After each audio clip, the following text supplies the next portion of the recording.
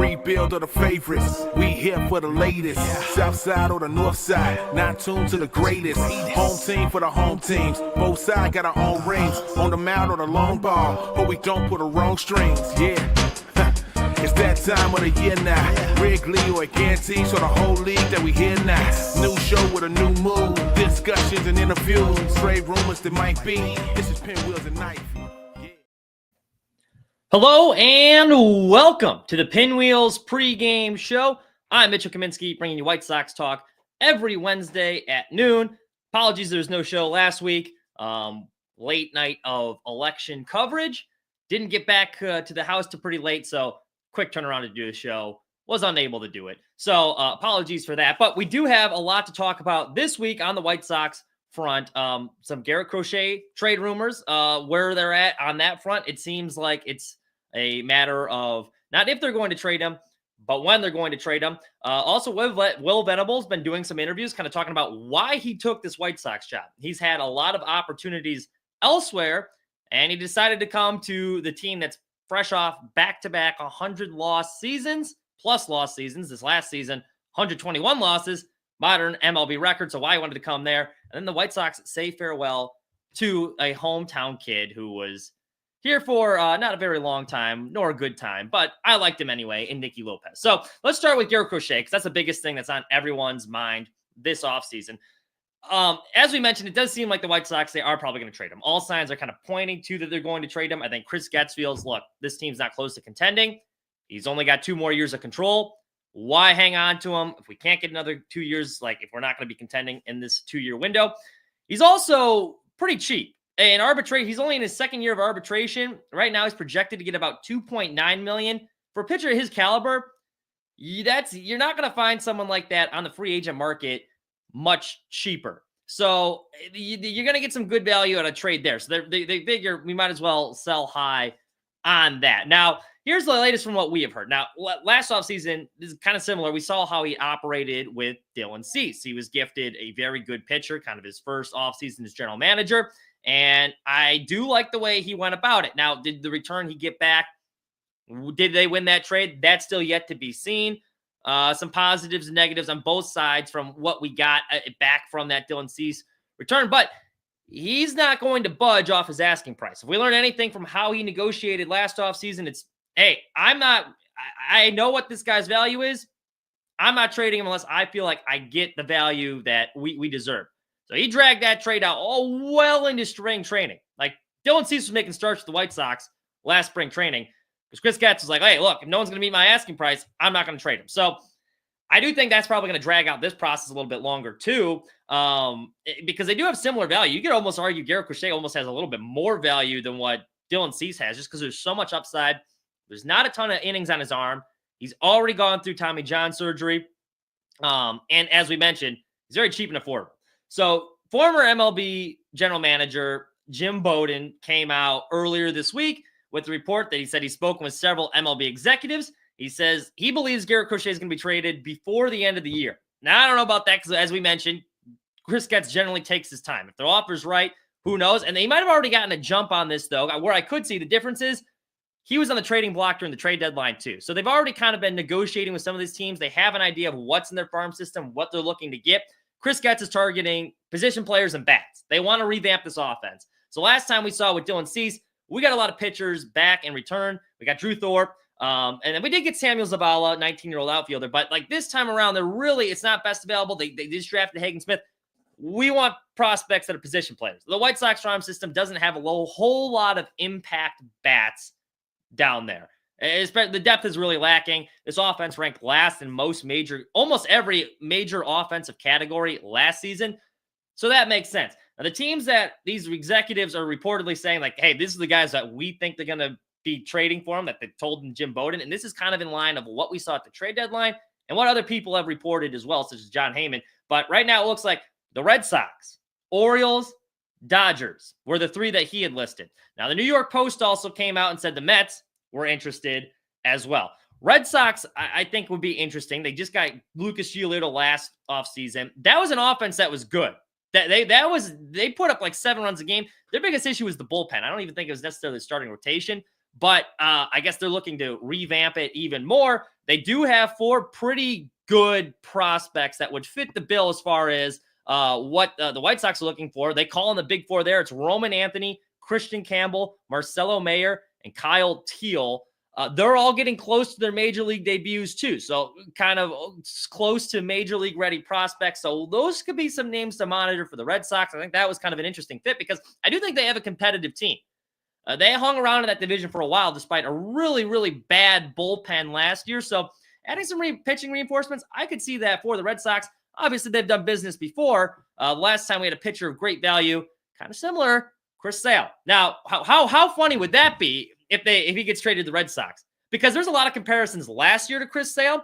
Both of them drafted in the first round. Both of them rushed up to the majors right away. They made their debut shortly after they were drafted in the bullpen.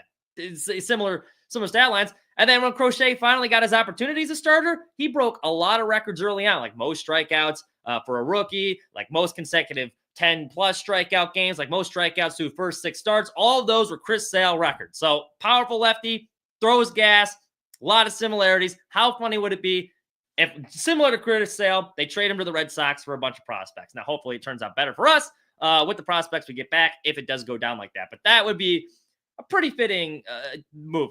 Now, the Orioles are also on there. The Orioles is a team that like a lot of White Sox fans have put on their list. We've heard about them for a while. They were reportedly in that sweepstakes last year. I don't think he's getting traded to the Orioles. And here's why. Last year, they did not want to give up any of their prospects. It was very apparent that like any of their major prospects of value, they weren't giving up. And I don't think Getz was interested in that. Now their farm system's not quite as good as it was last year because a lot of these prospects have graduated to the major leagues. Are we expecting them to trade a Jackson Holiday? Probably not. So there's a lot of these guys that have gotten moved up to the majors. I think the Orioles are going to be holding on to. I don't think they're willing to trade a lot of these guys. So I don't expect to trade with the Orioles, although it would make sense that they're in on them because they do need some more starting pitching. They do need some more. Like that loss to the Royals, inexcusable if you're an Orioles fan with what was promised and like how close that team was and how good they've been the last 2 seasons to get knocked out in the first round. I think at some point, like, hey, you're going to have to take a risk and bring in an impact arm and trade some of these guys. But I think they've, looking at how they've operated in the past, it seems like they're a little hesitant to trade under their big time prospects. And I don't think Chris Getz is going to make a deal with them. The Dodgers I could see. And the Dodgers, I think, are one of the more likely landing spots. Even though they just won the World Series, they had a couple times during that playoff run where they had to go to a bullpen game. The starting rotation, for as good as that lineup was, and the bullpen was excellent down the stretch too. Like that bullpen is really helped out late in the season. But their starting rotation, especially with Kershaw being a little uncertain, pretty thin. Like having to do bullpen games in the NLCS, probably not ideal. So you bring in a guy like Crochet, I think that would help them a lot. You imagine that team too. That would be, for me, that would be an ideal trade if we're going to trade him. Get him as far away from the American League as possible. Out of sight, out of mind in California. And he could be winning games with Michael Kopech. And you could see what we could have had with these 2 great arms when used properly in a winning organization. So I could see that trade going down. They do have some depth in their farm system. The Mets are another interesting one too. I think that would make a lot of sense because they're going to be aggressive. They felt they were pretty close this year. Just kind of ran out of firepower late. You got Jose Quintana in that rotation, but I think you could use Crochet as almost an upgrade from Quintana. So that could be an interesting one to watch as well. So that's about where it is on the Crochet front. They think he's going to get traded before the year. Those are the teams right now in the mix for him. The big 4, I should say, circulating around. Moving on, the White Sox made a couple moves. None of them surprising. They did officially cut ties with Nicky Lopez and Sammy Peralta yesterday. We'll start with Peralta first because he not as big of a deal. He's been in the bullpen the last 2 seasons. Hasn't really done a ton for the White Sox. During that stretch, 4.33 ERA. He did have a really high ground ball rate last year, which is why I thought that was kind of an intriguing player. The walk rate was a little bit higher than you'd like. He didn't strike out a ton of guys either, but a 44.4% ground ball rate, which is pretty good if you're not going to be striking out guys and you have some walk issues, you want to get out of jams, you could roll a lot of double play balls. So that was kind of interesting to see, but, not a huge impact arm. So that was not surprising that they let him go to free agency. He cleared waivers, and instead of getting designated for assignment, he chose to hit free agency. Nicky Lopez did the same thing. He was non-tendered earlier this month, and he cleared waivers too, so he's electing free agency. Lopez, this is the second time in a year he's been a non-tender candidate. If not for last year, the White Sox trading for him, he probably would have been non-tendered by the Braves as well. Now, I really like Nicky Lopez. As we all know by now, he's from Naperville, pride of Naperville, Illinois, playing for his hometown team. That was a good feel-good story, and he was up for a Gold Glove at second base. He did play pretty solid second base, and, you know, his numbers for a guy like Nicky Lopez, who I think is more of a utility player on a contending team, not terrible. Like, we'll take it. Well, he slashed 241, 312, 294. That's not great, obviously, but he's never been known for a big bat. If you're going to get some solid defense out of him, like, you'll take that. But I think the biggest issue was not that they wouldn't bring him back, because he's kind of a good fit for a team like this. He plays hard. He's been in some winning clubhouses before. Good personality. You know, he's the type of guy you want to have on like a rebuilding type team. Good vibes guy. Good vibes guy. But he was owed, where he's at in arbitration, he was going to be owed around $5 million. That's too much to pay for a guy who's kind of a utility infielder, even as a starter. You're not paying $5 million for Nicky Lopez, especially when you got other needs you want to address and not a whole lot of money to spend. They've already said they're not spending a ton this offseason. A lot of the similar guys are going to be brought back. So trying to cut a little bit of cost. I would hope they would use that $5 million that would have been spent on Lopez in arbitration to pick up some other free agent, because they need a lot of help. But you know, Lopez, you can't complain for the effort. I thought he made the best. He did the best with what he could in not a very good situation. He always had a really positive attitude, and he was one of the few guys I was like, I never questioned the effort when Nicky Lopez was out of there. And that's really all you can ask for with a guy like that. So props to you, Nicky Lopez, the pride of Naperville. Be interesting to see where he goes. Because I could see a contender wanting a guy like a Nicky Lopez on your team. It's just a matter of how much he wants free agency, because he's not a starter, I think, on a winning team for sure. Now, finally, let's talk a little Will Venable here. He's been introduced as the White Sox manager in the last couple of weeks and kind of making some media appearances. The question was, and this is why it was such a good hire for the White Sox, I thought, because Venable, unlike all their last couple managerial candidates, like you look at Pedro Grifol, not a huge market for Pedro Grifol, reportedly. Now, there might have been, but like you never heard his name connected to many other jobs. Before that, it was Rick Renteria, White Sox bench coach. He had just been fired by the Cubs. Not a huge market for him either, or other teams requesting to interview Rick Renteria while he was the White Sox bench coach before he got promoted to that job. You go back even further to that. Tony La Russa was on nobody's radar. They dragged him out of retirement. He was not a highly desired candidate because he wasn't a candidate for most of these other teams. And then even before that, Robin Ventura, they had to talk him in to taking that manager job. So not a whole lot of guys in the White Sox history of managers, recent history anyway, that have been sought after from other teams.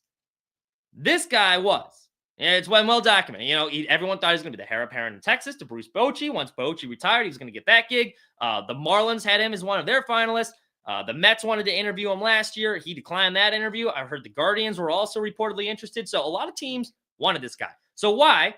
When you're in an organization like Texas, under a Hall of Fame manager with Bruce Bochy, everyone assumes you're going to get that job. Why would you want to come to, or the Mets? You get an opportunity to manage the Mets, another big market, much better team, more ready to win. But when you pass on those, why would you want to come to the White Sox? Fresh off 200-plus lost seasons. It was very interesting listening to why he said he wanted to, and it gives me a little bit of optimism too. And not only, you can tell he wanted to because he withdrew his name, according to MLB.com, Scott Merkin, he withdrew his name from the Marlins consideration as soon as he got that White Sox offer. He said he really wanted the chance to help breathe life into a new franchise and build something cool from scratch, which is what he will have the opportunity to do here. That was number one that I thought was very interesting. I thought that was a pretty good answer, too. He also said he loved living in Chicago.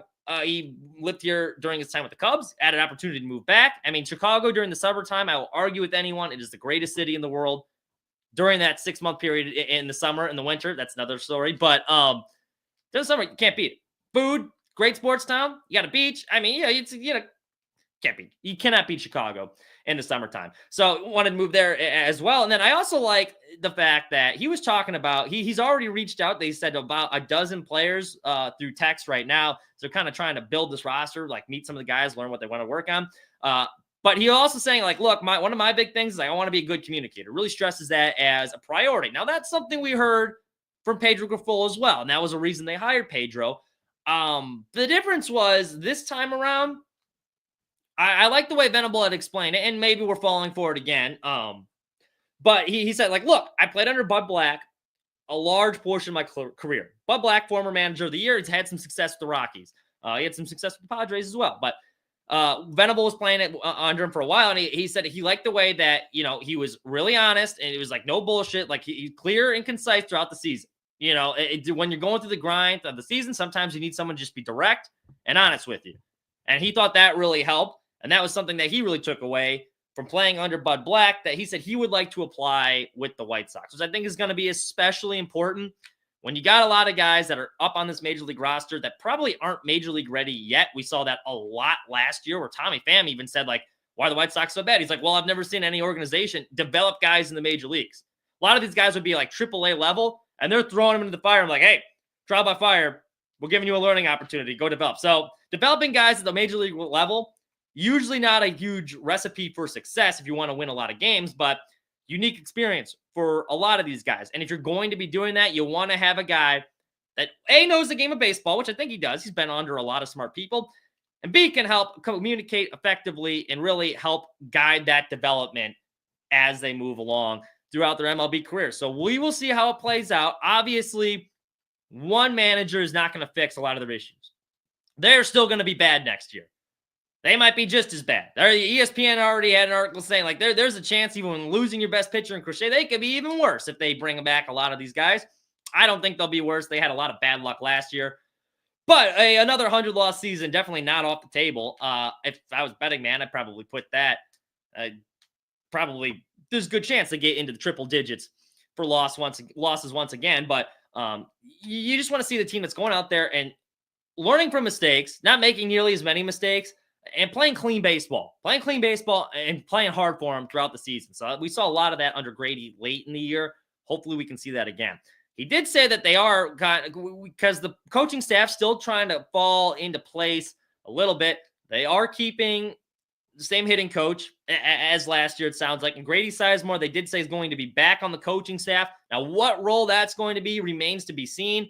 I wouldn't be surprised if they make him a bench coach unless Venable has another guy that he wants to bring in there. But I think that would make a lot of sense, given that he was just a former interim manager. He knows that locker room pretty well, kind of helped Grady with that, or Venable with that transition. So we'll see. But the fact that this guy had other options and wanted to come here despite this abysmal track record, it does show, like, I think Getz has some sort of vision for this thing, and he's clearly selling a lot of other smart people, presumably smart people. I mean, he might stink at this job, who knows, but presumably smart people smarter than me tell me that these guys are smart, so I'll believe them, into the front office and now into the coaching role. So we'll see. Laying the foundation for this thing. They're laying the foundation. That's really all I have for you guys this week. Thank you so much for tuning in. We'll follow these Crochet rumors as the offseason goes along. That's really the biggest piece of news that's going to be looming over this team, unfortunately, throughout this offseason. And then seeing kind of how these prospects develop too. Colson Montgomery, he made an appearance in the Arizona Fall League. I know it wasn't the best season for him this year in the minor leagues, but, he had a pretty good showing in the Arizona Fall League. So a lot weighing on how he's going to do. I'm excited to see Edgar Curo next season too. I think that's going to be fun guy to watch. So a couple pieces here that could be exciting, and that farm system is going to get even better seeing once we get some guys back for Garrett Crochet. But yeah, that'll be the big one. That'll be the big one to watch this offseason for sure. Yeah, that's all we got for you. Thank you so much for listening. We will be back next week at noon. Have a wonderful rest of your week.